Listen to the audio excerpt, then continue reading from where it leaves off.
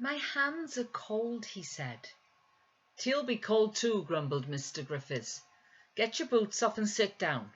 Where were you this afternoon? You were needed. The mad cockerel out again, and he won't have a Christmas dinner. We won't have a Christmas dinner if he doesn't stay put."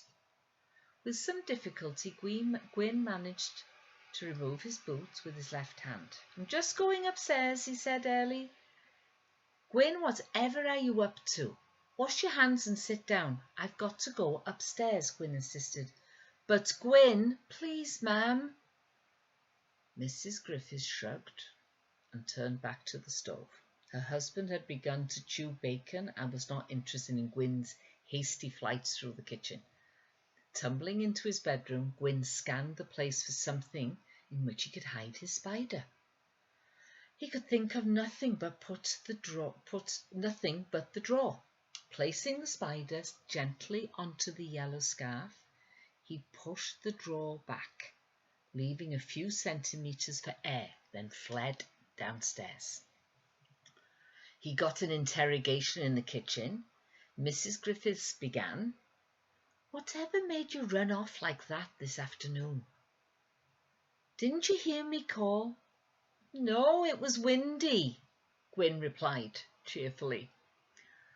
"Well, what was it you were doing all that time? I rang Mrs. Lloyd and you weren't there." "No," said Gwyn, "I wasn't." "Not giving much away, are you?" Mr. Griffiths muttered from behind a mug of tea. "It's no use trying to get that cockerel now it's dark," he went on irritably. "We'll have to be up sharp in the morning." "Won't have any trouble waking if he's out," Gwyn sniggered.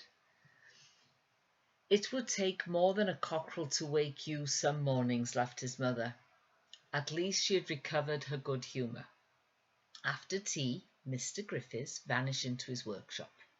His workload of farm repairs seemed to increase rather than diminish, and Gwyn often wondered if it was his father's way of avoiding conversation. He thought impatiently of the drawer in his room, while his mother chattered about Christmas and the cockerel, then excused himself with a quick hug. Gwyn left his mother to talk to the cat, and trying not to show an unnatural enthusiasm for going to bed. Crossed the passage, climbed the stairs, slowly, but two at a time. His bedroom door was open, and there appeared to be a soft glow within.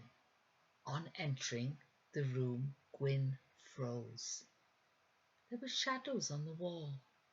7 helmeted figures, motionless beside his bed. He turned fearfully to locate the source of light, and it came from behind the row of toy spacemen standing on the chest of drawers. Gwyn breathed a sigh of relief and approached the spaceman. The silver spider climbed out of the drawer, and it was glowing in the dark. Gwyn brushed his toys aside and hesitantly held out his hand to the spider. It crawled into his open palm, and gently he raised it closer to his face.